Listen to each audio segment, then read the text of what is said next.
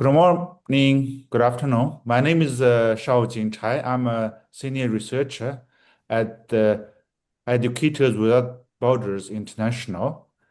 Today, it's our pleasure to have our webinar titled Teaching English and Foreign Languages Online and via AI from China to Global South. This webinar will explore the powerful synergy between large-scale online instruction and AI integration, drawing on particular China's pioneering efforts to modernize language education and technology innovation and its implication for Global South communities. By examining the real-world cases, this session will highlight how the combination of a digital platform and AI-driven tools can bridge significant education gaps. A central focus will be on how China's success in narrowing its own urban-rural divide through this technology and practice offered a scalable blueprint for supporting global refugees and poor communities. Our speakers will discover how leveraging accessible online resources and low-cost AI solutions can deliver high-quality language and vocational training to underprivileged and underdeserved populations, such as refugees and poor communities, providing both economic opportunities and a vital voice to those in the most challenging environment. We have a great honor to have two inspiration speakers. First, we have Ms. Cassie Guo, founder and executive director of WinPlus Education Technology based in Boston, USA. Welcome, Kathy. Hi.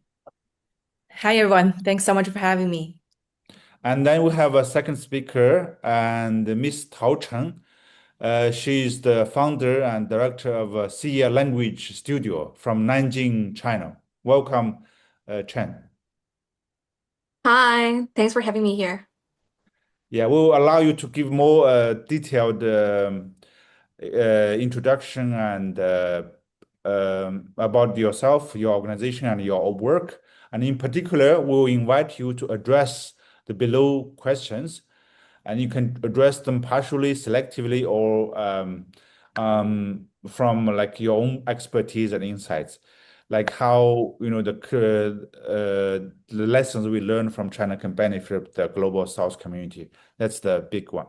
So without further ado, let's welcome Kathy Guo to have some brief introduction about yourself and your organization and your general perspective on the topic we are addressing today. Basically, how China's online language teaching and education technology innovations can benefit the Global South communities. Yes, Cassie, please.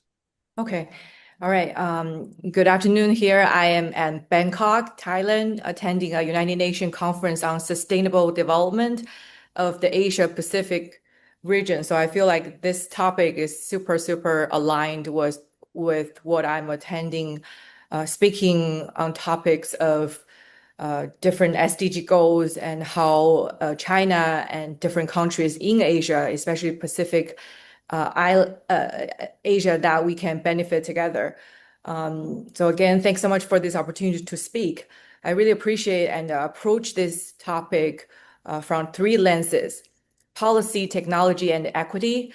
So having worked across from the UN Women, public policy, and international education, I really see AI in language learning, not simply as innovation, but as infrastructure. I think language is definitely an access.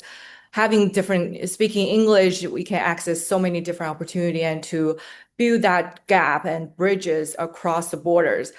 And also the question is not whether AI can teach English, it's really whether we can design AI system that expand opportunity for those historically excluded. So what I started my own, personal and professional journey really relates to my own educational background, as well as where my mom, parents, and grandparents are from.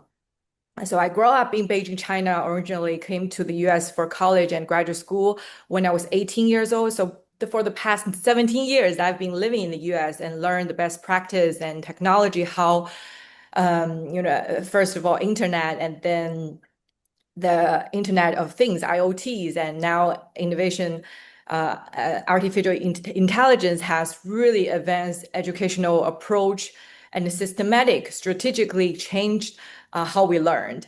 And what we really applied upon, the Chinese experience is I've been working with hundreds of thousands of students in China, in the developing countries, that they usually necessarily have the best resources regarding innovation, education, technology at all. But what we've done is really to apply the best practice that we've been used in the Chinese student and the Chinese school and to different areas, such as the refugee camp on the island of Greece, the Lesbos island, as well as, for example, the Thai refugee camp that's we're going to visit again this year.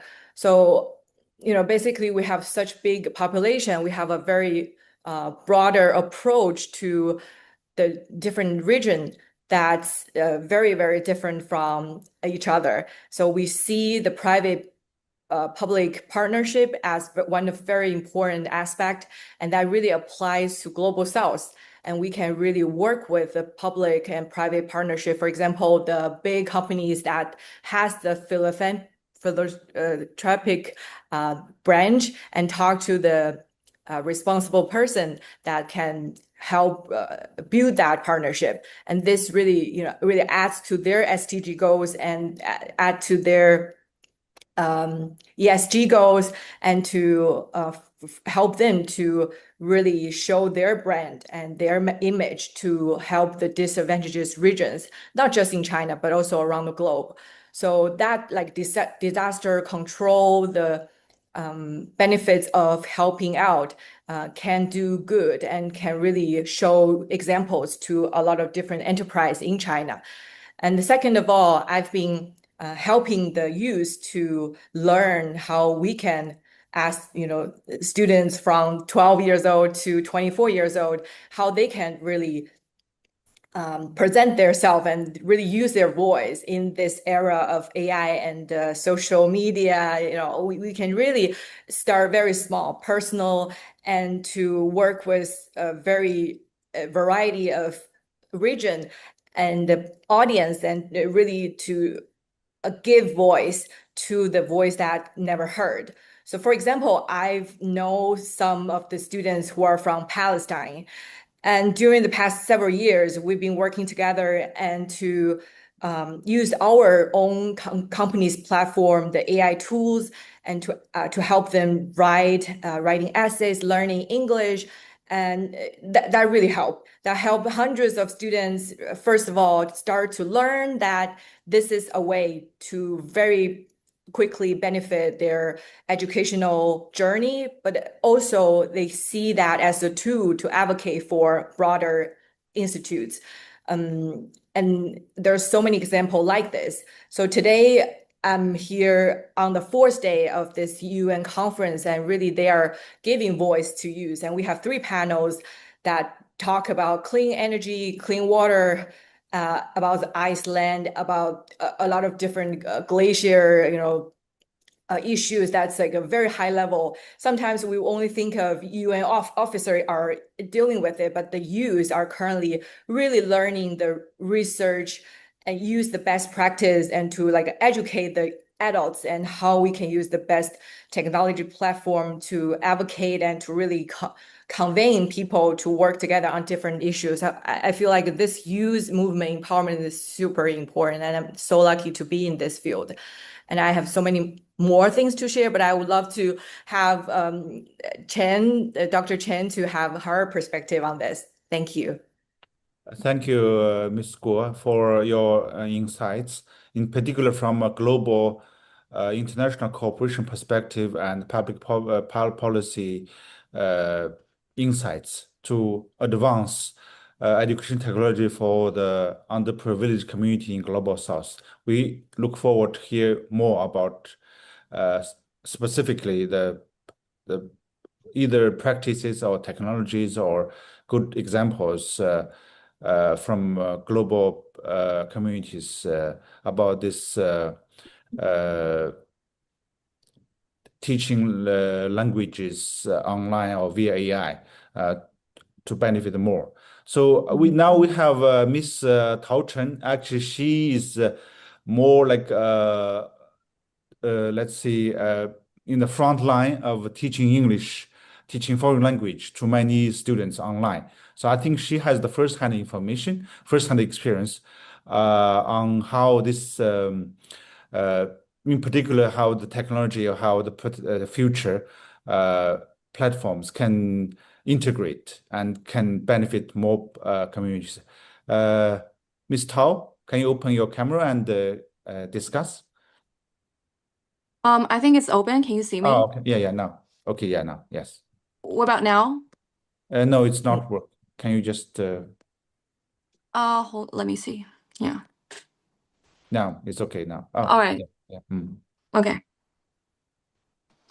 So, hello, I'm Tao Chen, and I'm a native from Nanjing, China. And actually, yes, as what Dr. Chai has said, I am working at the front line of education for over 12 years, and basically with like ESOL experience. English teaching as a second language, and I have like a master's degree in contemporary philosophy, like from the University of Granada, and my academic training in both philosophy and linguistics has sharpened my skills and vision, my ability to deconstruct ideas and complex ideas, which is a skill I know that is definitely going to help to the language teaching. Yes, I've been working in the front line, basically teaching like IELTS, TOEFL as exam-oriented courses to those Chinese candidates. And then my second branch of like teaching is for young learners, in which I use systematic and authentic English textbooks, course books, materials to build not just like exam skills, but also their critical thinking and their cultural awareness from an early age. So beyond English, I've spent like 2 years teaching like Spanish, including like systematic pedagogic Spanish teaching to exams like AP Spanish and daily DELE to those Spanish candidates. So in all, I founded SIA Language Education last year. So I wanted to bring together my passion for philosophy, for language and education into a more personalized learning space. And I'm very interested in this topic because I feel like first of all, I have a very strong sense of justice, and I'm so like, I feel so excited hearing Dr. Guo's like presentation about how like what you do and your efforts in helping the students, the refugee camps in Palestine to learn English, to see the world in a more comprehensive way. And I really want to be a part of it. Let's talk about it later, but really good job, well done. And I think first of all, my focus on refugee camps and poor communities and the urban-rural divide, um, I really basically mean that I want to like level the playing field by what I learned and by what I have like experienced in the front line of teaching languages through online and through AI. I'm not just interested in the technology for the sake of it, but I'm also like more interested in like how it can help the people who have been left behind, because I feel like there's a sense of fairness driving my curiosity. I feel like every each one of us, the reason why I can speak multi-language is not because I'm gifted, but because I'm given the situation in which I could talk. So I feel like everybody is contextualized in a way that sometimes they are blinded to see that they're privileged. And I, as a privileged person, I want to help those underprivileged. So this is like my ultra goal here. And I want to like talk about more about these issues with you guys in this panel. Thank you. Thank you, Ms. Tao. Yeah, it's very moving and inspiration that you have such a good will to using your language Yeah. skills, teaching experience, and techniques to help underprivileged population across the world. So let's move to more like specifics that, what exactly, based on your expertise and your experience, uh, that, or your observation that what, for example, today's topic is China, like what China is experience, both as a Chinese and both also as a expert on education, how China's education, especially online education, language education, can what successful story we can get from China to tell to the rest of the world, just briefly. So maybe we'll start with Miss Tao, if you can. Okay. Yeah. Okay, maybe what I'm gonna provide is not a very global view, but it's based on Mm, my experiences. I've been working in this mm, field, like frontline, for over 12 years. Okay, I feel like there are like a number of them, and I feel like the massive transition from traditional offline teaching to large scale online teaching literally took place during the pandemic, and that the main reason was because we have been through this lockdown for over 3 years, and then a lot of people have discovered, oh, we have Zoom Workplace, and then like the Chinese local companies have developed Tencent Meeting, which is like a very local like brand, in substitute for Zoom Workplace to provide live courses as well as video courses for both students, individual students, to like institutions and schools. And here are why I think we were successful and still maybe we still are, just to be modest. I think the first reason is that I feel like the infrastructure is the foundation. Like China has opened the 4G and 5G band, the Wi-Fi to create the most breathing and less congested Wi-Fi. So you could hear no voice break while you're using the online meeting applications, and you're allowed to record and you're allowed to share screen, share your files. So like all these functions can add up to the high efficiency of learning. Um, However, there are like major digital like divides. I mean, by saying this, I mean that in eastern regions like Nanjing, Shanghai, Guangzhou, or Beijing, we have definitely better connectivity and resources than those western like areas where the while like those rural schools lag behind cities. Um, and I feel like teachers in less developed areas, um, like in those northwestern provinces or cities, even though like the Wi-Fi there is working perfectly fine, but the teachers there, the thing is with the teachers there are like they struggle with technology skills, especially those with longer teaching experience, on those elder teachers, they have these kind of struggles. And the second like point where we are successful at it is that I feel like China has been so like avant-garde with our technology development. Like if there is something in the world that is popping up, a new like invention, a new app, like we will do something in line with it. We'll do something similar, but like more localized, more comfortable to use, like that provides a better user experience for us, local Chinese. So like this is how it gets sustainable because it constantly makes new things for the locals. And the third reason I feel like um, is that there are so many courses online that can be shared from the top tier teachers, both nationally, domestically, and internationally at a very low cost. So students can get access from like Wang Yi. Like I feel like I haven't heard about this word forever, but but yeah, we used to have Wang Yi, like Wang Ke. I feel like this is an online course platform. And then we get access to Coursera, to MOOC. So these like international online platforms have allowed us to like take courses from not just teachers from like domestically, but also teachers from Harvard, Duke, Cornell, Stanford. And this is like a huge enhancement for students like autonomous study. And then the fourth reason lies in the school rules and regulations because I feel like Chinese schools have always been known as, going really harsh on its like management and disciplines. So while students are having class, they must show up in class and in those cameras and answer questions, submit their homework. So even though we're doing it online, there is never like a lagging behind. So the teachers and the parents always make sure that the students stay focused online. But still, that is like a biggest challenge because there's still like a lack of self-control and attention in class. So I feel like there is a very interesting thing observed because as the AI develops and online tools develop, I feel like there's a bigger divide between the good students, the more gifted students, and the less gifted students, the more disciplined and the less disciplined. It means that the more disciplined, the more gifted, they know better how to use these tools. Whereas the less disciplined or the less gifted, they are so like confused and like out of guidance when they're facing AI. They basically don't know how to use it. And when they are doing video courses, then maybe they're playing their games, you know, in the background. So there's like a bigger divide in the levels of students. Yeah, that's pretty much what I'm gonna share. Thank you. Thank you, Tom. I think Kathy has experience and your company is education technology company. We would like to hear, like especially AI-driven tools or other digital tools or platforms. You can see how they can enhance the teacher's ability to manage diverse classrooms. Because since you are doing cross-culture international educational trainings and advisory. So in response to actually, Ms. Tao also mentioned that some teachers in China has that struggle using the latest technology. So what do your take on this? How Yeah. education technology can? I really appreciate Tao's sharing because this is totally true and totally Thank you. legit.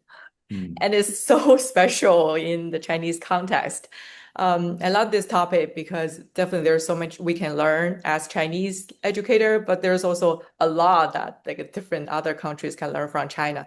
And just, you know, just we are still very small compared to bigger educational firm, but we are really a pioneer in doing the AI transition in both teaching and learning. So starting from COVID, that period of time that everyone's staying at home, but everyone's looking for work and for learning opportunities. So we actually starting from 2020 that we started our company at the Harvard Square in Cambridge, Massachusetts.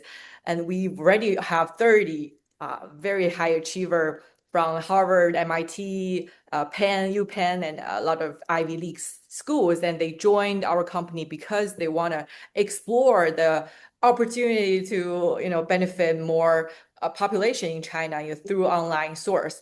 And that time, the booming is about learning English, learning how we can get the best teaching courses from the good university like Harvard and MIT. And where my husband Cedric and I graduate from is Harvard Kennedy School, and we really see education as a policy forum that we can expand not just individually to students and schools, but also maybe we can work on some institutional partnership that, you know, expand to something else and to like globally. And that's our like really will and still my dream to, you know, work out this problem. It's a big, complex, individually harsh situation everywhere. Even in Indonesia, Malaysia, neighborhood countries, we have very different national policy. And we are actually traveling to these countries now and to just, it's very hard. But the main point is China has a very good platform, like Tao have mentioned about this policy, infrastructure, and platform.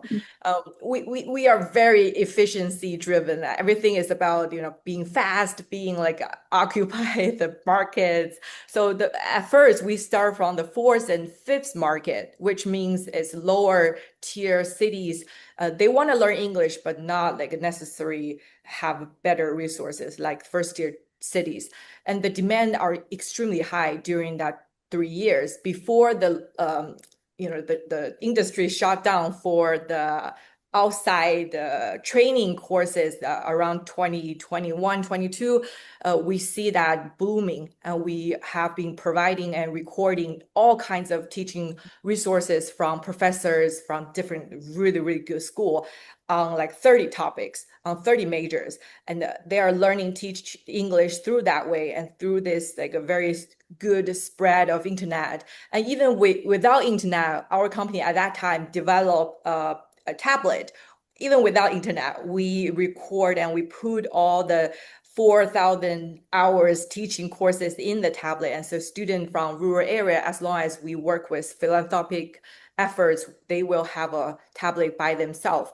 And if they can afford by their parents, they will go to the learning study center in their specific cities and to learn the work.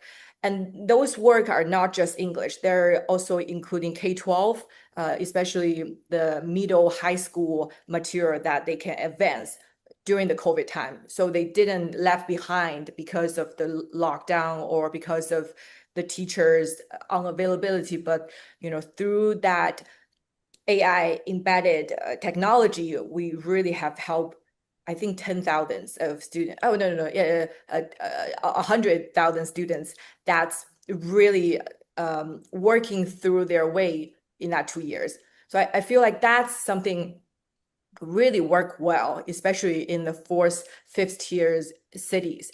And parents are grateful, are willing to pay because it's not that pricey at all.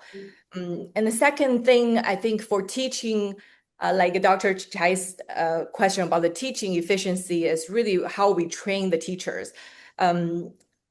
Technology is booming, but it's not for everyone to get on quickly. And we need to have a really good training platform. At that time, we have an MIT student who is a PhD, a researcher, and we teach courses to 500 teachers online for free. And that course has really served a very good interest. It's not hard. It's only 5 times, 1 hour per time. And they attract a lot of 流量, a lot of drive through the Douyin, through at the time Kuaishou, all the app, and the teachers are just signing up and joining us for free. And so that also help us to open the channel to different schools because they see this US company, Chinese owned, but they operate really well and technology advanced. And the third thing is more about learning. The students' learning we see as, like Tao said, like what we've experienced when we were really young. We have to push. We are work really hard on a daily basis. We can never be absent from the school, which are all really good assets, like learning good ethics. But now we see this is a good opportunity for individual best practice their own autonomy to study, to learn, and to really find their true interest. So our company has pivot from that broader expansion of learning for the public to more a school specific, institution specific, and also NGO specific methods of individual learning and design for specific, just giving individual feedback on learning. Like us, Wing Plus, we use AI tools for vocabulary and writing feedbacks, and also, free all these teachers and mentors to give more high level, global mindset coaching and interview skills, more like soft skill that is really hard to teach from AI. And the teachers are appreciated because the students become more, like I said, independent, autonomous on what to learn and how they can find the best used major to find a job, find the skills. And this is just for Chinese. We still have options, but for the refugee camp student kids, they don't have much options. So at that time, English learning has become one of something they really want to grasp on. They don't want to, as long as there's a channel to learn, they want to just learn. And once they know English, it's really easy for them to allocate to different countries to a more advanced working setups to raise their family better. So I think that 3 level has been a true learning curve for me as well, because all these contexts has been very complex and different. Thank you, Kathy. I think you both said very well about how specific practices, policy, and technology in China could potentially be used in distance learning in underprivileged communities, in displaced populations. Now, many of these communities, would be in another culture, another background. I mean, national, linguistic, culture background. For both of you, how, if these practices from China would be introduced, would be, adopted by these communities, countries to enhance their teaching and learning, So what kind of culture or linguistic nuances, are preserved when using like standardized platforms, like whatever Zoom or some AI tools like DeepSeek, or some online tools like, well, there will be like some definitely cultural linguistic challenges, if either in like Uh-huh. from English to Arabic, or from Chinese to Arabic to African languages, to like Asian languages, etc., etc. Would you have uh, some tips to share? Okay, am I supposed to answer this question first?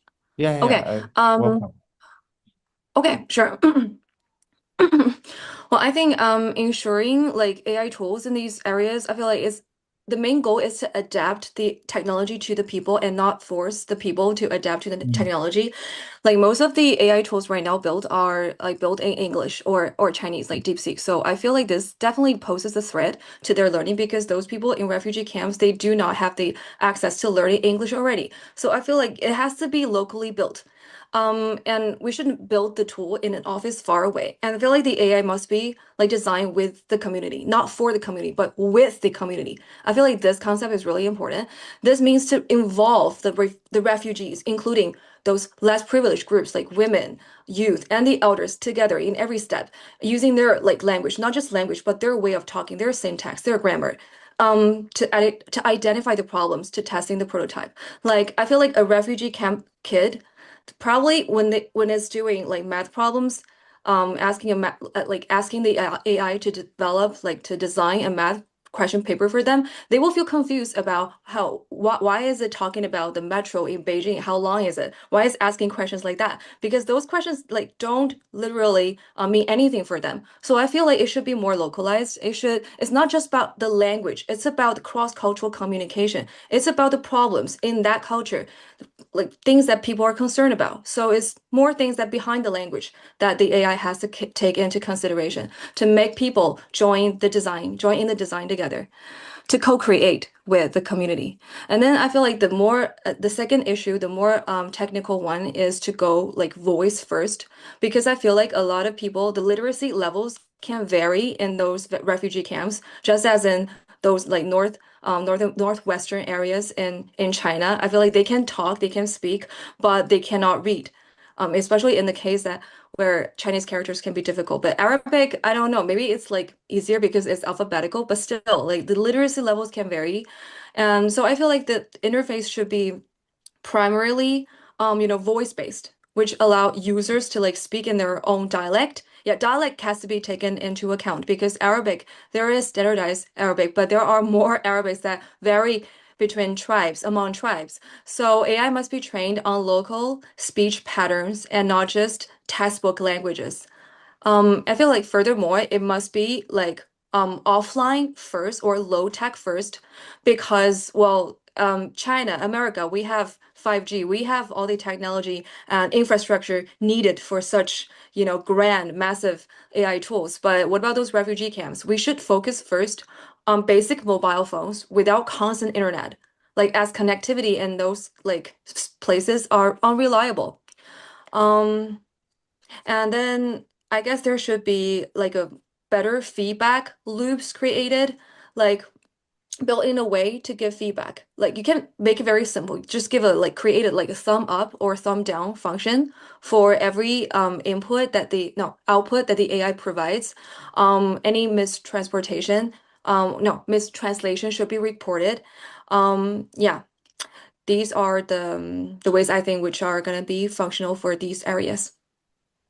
Yeah, yeah. Very, very useful tips. And Guo, do you have anything to add, Cassie? Mm, Mm, I totally think yeah.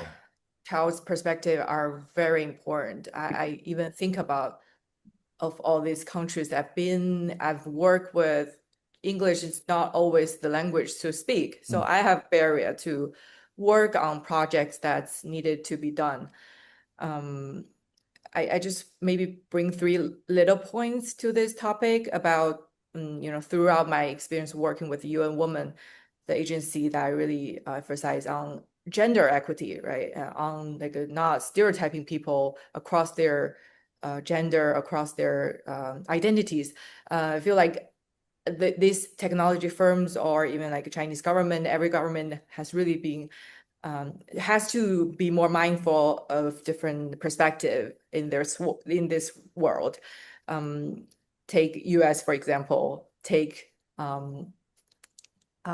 Indonesia, for example. We just have very much different religions, racial perspectives, and there's, you know, those technology designer has to be more mindful of, you know, a perspective that we should work on, and we could recruit more women, more diverse racial background, technical person to design and to work with policy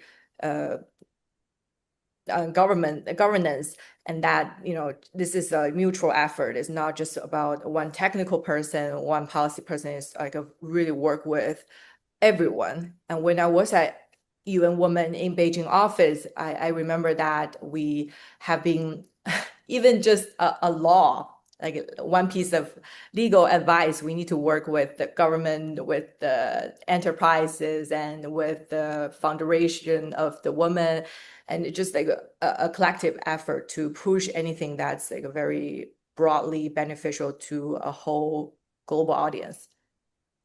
Thank you, Kathy.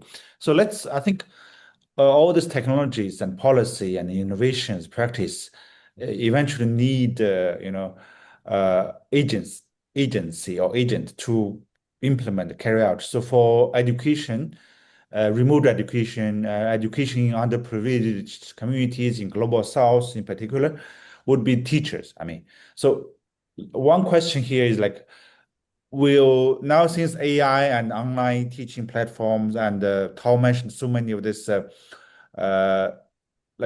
top tier courses free, you know, from top universities for to offer globally. I mean, in this case, how does this role of the teacher shift from knowledge transmitter to a mentor, or to even a facilitator? In fact, we did one small educational assistant project during the winter break. So we're trying to bring the like computers to a refugee camp settings, and that, okay, you don't need to hire teachers anymore. We just, you know, the teachers all online now. You just need to hire an assistant who help us to bring students in front of the screen and let them sit there and start to hear our, you know, our teacher talking online.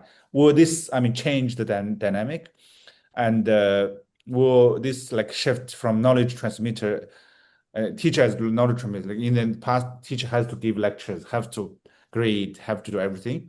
But now a teacher is more like just monitoring, mentoring, or facilitating. Well, how do you see this? It's very, in particular in terms of language education. Cassie, if you can share a little bit about this. I want to share one like a really recent perspective from Chinese school that's probably ranking one of the best, RDFZ, Renda Fuzhong, the high school affiliated to Renmin University of China.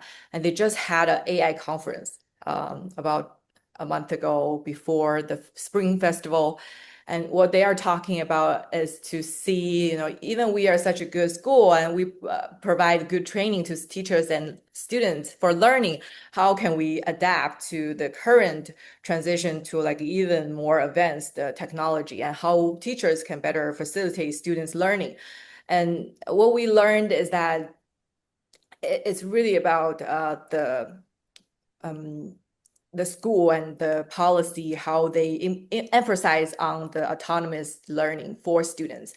So currently we can see, even we are centralized the curriculum from K to 12 in China, but the individualized caring and the mentorship are extremely different, from the good school like international schools to the lower tiers public fund running school. We really see a whole spectrum of how teachers teach. And we want AI to personalize students' learning, but teachers do humanize the whole learning process for students, and to advise, you know, the more academic and professional emphasis of how they develop themselves and how they can find their goals and their dreams and on a professional level. So from that perspective, I think AI has helped us or helped students to learn more a broader content, but how they know what's the best way for their choice of major and even career choice. It's all about teacher. What teacher can tell them is to work with different teachers, of course, in Beijing, in China, and have that correlation. We have so in Nafuzhong, our DFC has also worked with other schools. Around hundreds of schools have joined this emphasis of how we can best facilitate teachers' learning and the students' learning. And I really appreciate these efforts because I'm now facing very difficult situation as everyone said, the learning has become easier and it is like a very accessible, but like the Tao said, it's hard in a way. How can I learn? There's so many things out there. How can I systematic and strategic learn and to find my voice? And I think teacher really plays a role. The role has shifted, but role has not shifted in the way that they're still designing the course, they're still mentoring the students. And for me, as an educator myself, I teach my students to be more, of course, individually independent thinking, critical thinking, and to learn not just about themselves, their cultural, but about more like global conflicts and the context of how they can become a force in one field or in several fields. So cross-cultural learning and interdisciplining major learning has become so important because everything now we need to learn is multi and interdisciplinary. And I want to just use my example to tackle this problem. And I want to share this because I see student has the capability to learn and to expand themselves even they are 12 years old. But for the teacher to first have the faith and the confidence in the students, and then to design the course that's more diverse and like a multicultural perspective is the key. Yeah, I agree that even AI can do more this kind of like a repetitive and like standardized teaching. But all this, what you said, like spiritual, career choice, interdisciplinary, interculture, inspirational guidance for teachers to offer the students. I think this AI cannot, at least for now, we know AI cannot. It's very individualized, personalized teaching thing. I hope that's should be the way teacher will be doing during the AI age. Tao, do you have something to add on this? Yeah, I want to talk like Mm. more specifically about interdisciplinary study as I'm really interested by what Dr. Guo has presented. I feel like right now with the specialization of subjects, like we have so many experts in one specific field, and those fields get smaller and smaller, but they're like the lack of communication between these different fields.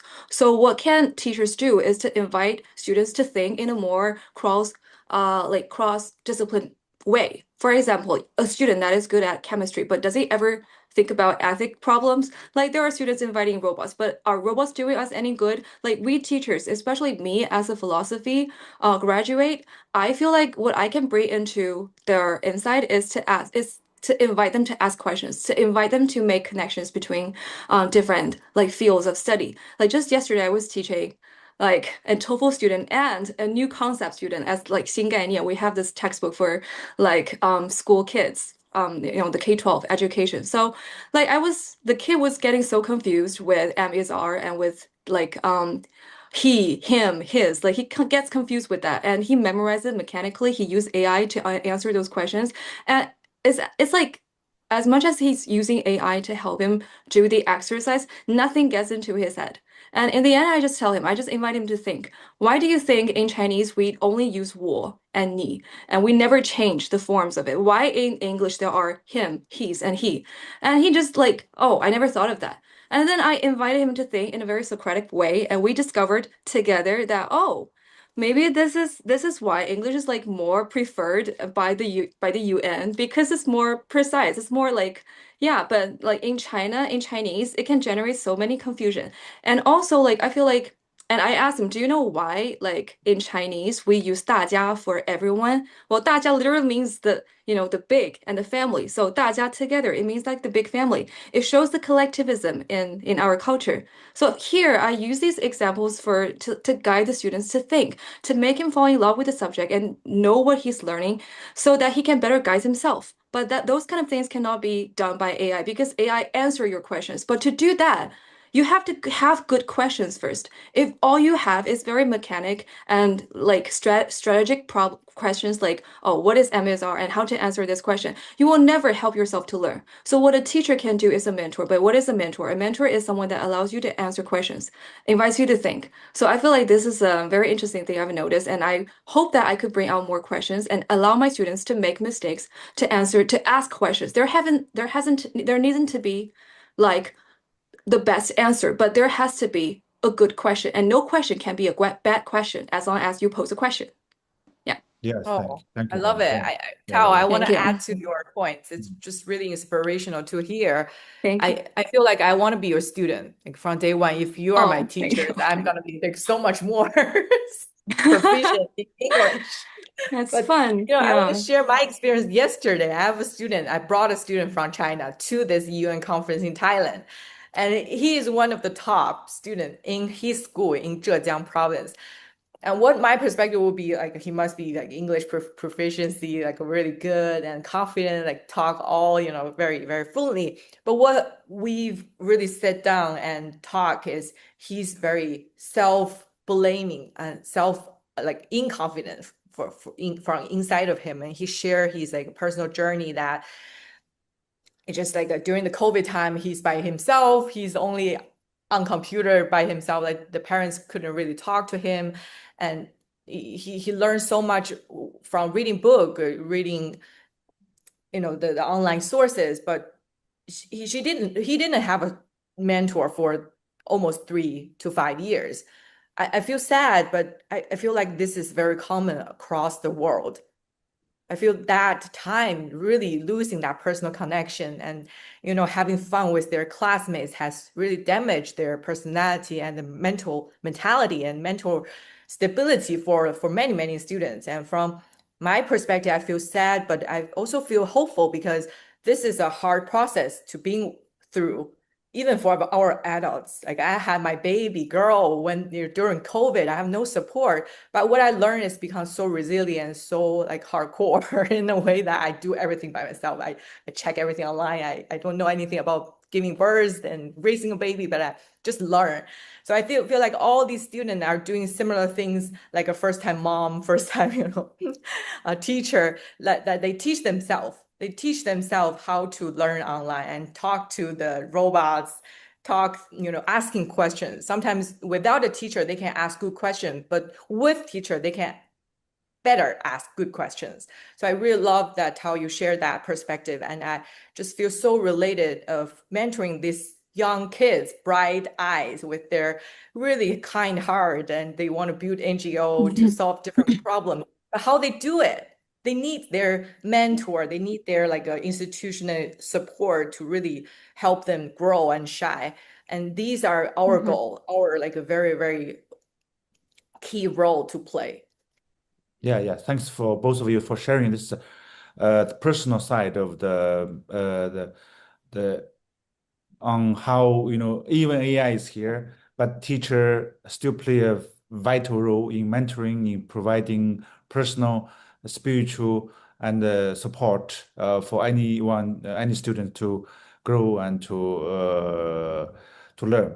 So, I mean, with all this talking in terms of technology and in terms of like combining with teacher providing a role, do you think, I mean, these online tools or AI tools can help those underprivileged community to learn? For example, they learn English and they find a job or they get more career or academic opportunities. Do you have an experience or some good examples either in China or beyond to share? Is it going to provide in particular economic opportunities or like a better life choices to elevate their lives in those communities in the global south. What do you think? Guo? Yeah. I just think of two students that I met in 2017 and still that island of Lesbos. I can't imagine how their life has been, before going there. But then I just being with them, live with them for the whole month. I just finally realized it's not about living or not. It's about opportunity. It is not even a choice. It's just whatever they get, they get. So what we or like this policymaker, the educator on that island at the time, or the doctors serving their life, is to giving them that opportunity, giving them the cure on their bodies, giving them English teacher courses to make sure that they know how to speak and they are equipped with necessary living skills that, for example, once they are approved to Germany, to the Netherlands, or elsewhere, they can have a work. Even now they're 3 years old or like 15 years old, they're still gonna transfer from this camp to the other countries. And once that permission come through, this is about economic, about surviving, and this is definitely about economic access. So teaching English or just providing that language or even computer skills, it's definitely something about surviving. Yes. Thank you. Tao, anything to add? I definitely feel like AI-powered apps can help teach practical skills, as in like teaching a farmer how to use modern techniques. Like, so anyone that is learning a skill can use AI to facilitate, to enhance that skills. But I feel like the problem is there are more problems than like, to give an example, I feel like in many like refugee camps, like there is a stratification of people. Like women always come like behind. So are they allowed to use AI tools? Or if they find good chances through AI or through online tools, are they allowed to seize the chances? I feel like that is a more humanitarian problem that we should take in consideration. I feel like just like how when something is invented, it's always the rich that use it first, and then it comes to like the poor or like the normal class. And is it gonna happen that like is it gonna be the same for those people? And will that create troubles for them existentially? Like a girl who learns English, who is so proficient in English and has certain skills of engineering because his autonomous learning, she taught herself all that, but then she's told by her father saying, no, you cannot go there because you are a girl, because you're like from this religion, because you're from this culture. That what are we gonna do with that? Will the AI tools like bring more like ethical or existential crisis to these girls? I feel like that is something I'm really concerned about. Yeah. Yeah. I share your concern. Yeah. We've been like talking or even celebrating how AI or digital tools can really help, elevate the teaching and learning potentials in those communities, in poor communities. But we did forget that, in those society they have their existing social problems which limit the choices of certain sector of the population, like women or like some minority, etc. So yeah, for sure, I think what we can do is like should suggest the technical companies or suggest the policy implementation to be more fair, equal, equitable to across the board, to especially let those very vulnerable population to benefit from the technology and to share equal opportunities with the rest of the society. Yeah, this actually brings us to this organization. We are hosting this event today, Educators Without Borders International, which we actually try to bring education to those less fortunate, those minority, those underprivileged, including the population Tao just mentioned. I mean, based on our discussion today, I want to invite you, both of you, to share or suggest that what technology or policy or practice can be brought through our platform, through Educators Without Borders, through which, because we are doing the global education philanthropy, like it can benefit more population. So if you are basically, I'm asking the advice, or if you are going to give some advice to us, like, okay, you should bring this from China or from US or from there to benefit your population in Africa here and there. So what would be that one if you can share? I love this question. I love working with platforms. I feel like that generates so much more power and the forces across different industries. Education Without Border International, I've been working with for many years now. I really see you're doing really good, important, significant, important work compared to other NGO, and you're a global education NGO. So I see that globalization perspective are very special. Through your organization, we can pretty much unite students, educator, and the organizational leaders from everywhere. I don't want to emphasize less about the privileged population. I see we are all very privileged population, but we have to be more educated as well to be thinking broader, not just about our company, our firm, our country, but use our knowledge to serve the bigger good.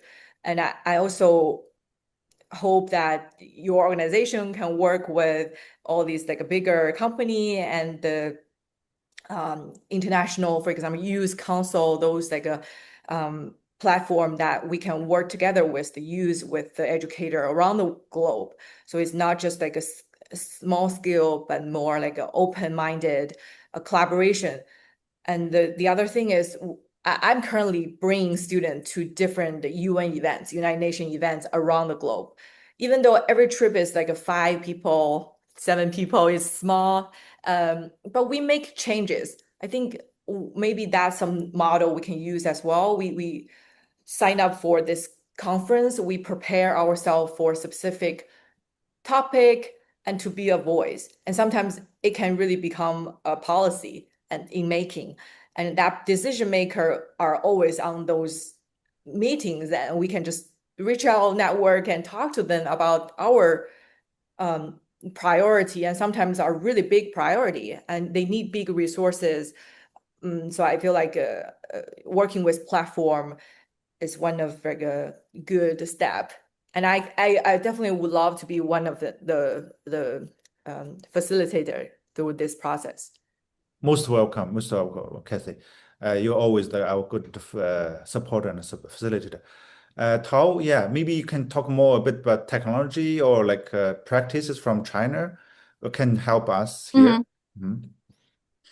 Okay, so as a teacher, I feel like what I can do or what I wish to do as like individually is to like participate in this dual teacher classrooms. Maybe we can like instruct online, from China, like provide courses, and then at the same time there should be like local teachers assist in African classrooms.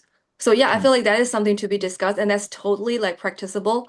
And then I feel like China has always been so competitive in its like fundamental education, in its the shaping of like mathematics skills, like chemistry, physics. So I feel like this is something we can definitely help them because these kind of practical skills are so tied to the employment.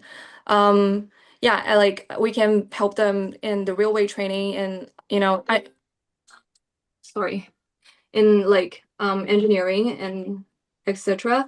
And also like I feel like it's not just like they need help. I feel like we Chinese youngsters also need help as in employment. I feel like here as and the economy is going down globalized, like China is also like severely impacted.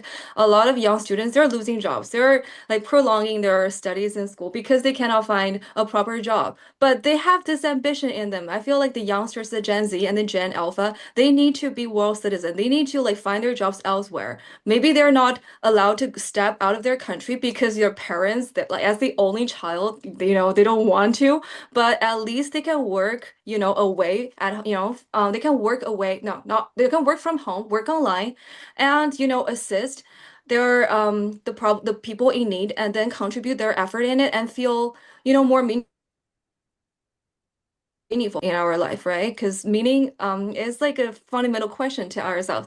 And also I feel like there is a loss of traditions and cultures in China. Like we're losing our like own Chinese philosophy. But what if let's pick it up again by teaching Africans Chinese philosophy, the Taoism and everything, and let's rejuvenating the Chinese ancient philosophy and culture. Will that like re-effect on our, on us local Chinese? Like if we see Chinese education is affecting, globally, I feel like that's gonna, inspire us local Chinese to like to revise ourselves and to revise our role as a world citizen. Yeah.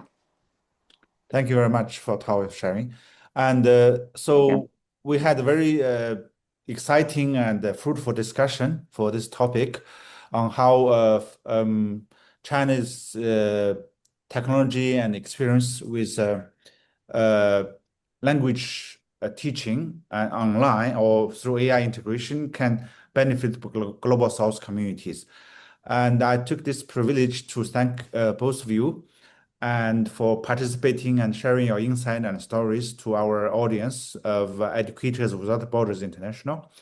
And I invite both of you to give final word to our audience to conclude this webinar, please. Well, Okay. I feel like this session has been so quick. I love talking about education, about mentor student and training teachers. I see the future in them. I see everything we do is to train the next generation to be more responsible, ethically, caring for this global world. And I just can't be grateful enough that Education Without Border International, your organization has still been very fundamental, critical in doing these efforts. Through the AI transformation, I don't see it's it's the end, it's just the start. And we see the whole information through generation has become blooming, and the opportunity I only see is more and more. It's not less. The economy has been going down, but the opportunities become like even more. So we have to be more innovative and think ahead and think broadly and imagine that the next day we might go to Mars or go somewhere outer space. So there's something that we need our imagination, our romantic thinking to make sure that we are still alive and to think for our generation, for our world and globe, and to think about the conflicts, think about the underprivileged, because we are not ourselves anymore. We are so connected, interconnected with each other. And I just feel like youth and this young generation can play a big role. And our role is really to open our mind and give that opportunity to these youngsters that they can lead our world forward and think like even systematically about how we can advance our future learning and progresses. So thank you again, Chai, and I would like Tao to give final words as well. Okay, thank you, Dr. Guo. Okay, I'm gonna share my final thought. I feel like we have covered like a lot of ground from diverse classrooms to the refugee camps to like from AI tools to like teaching teacher mentors, the shift of roles. And I feel like the center of the problem should be always like the technology is powerful, but it is not the hero of the story here. The hero of the story here is always the person. I feel like it's a teacher who cares. It's a student that dares to ask questions, and it's the community that chooses to invest in its children. So I feel like yes, we have achieved so much in technology, the whole humankind, but still the policies and the mindset lag behind. And what we have to work on before we insert AI or impose AI on a community is that we have to convince the community that the AI or our technology is helping them to make a better society. It's not to like creating chaos or create inequality, and then we have to first make them believe that, and we have to make ourselves believe that, not neglecting this problem, but really take it seriously. Like we have to give a voice to the voiceless, but instead of just giving the voice to those who already stand for like a class or a power in their society, but to really give the voice to all. I feel like that's something that I feel like I really want to see in the future, to trust the humanity, to use the technology, but to trust the humanity. Yeah. Thank you very much, Guo and Tao, Thank for you. this wonderful conclusion. And with your final thought and uh, contribution, I don't need to say more. And I thank you all. Thank you, our audience, for participating in this great webinar. See you next time. Bye. See you. Bye. Bye. Thank you. Thank you.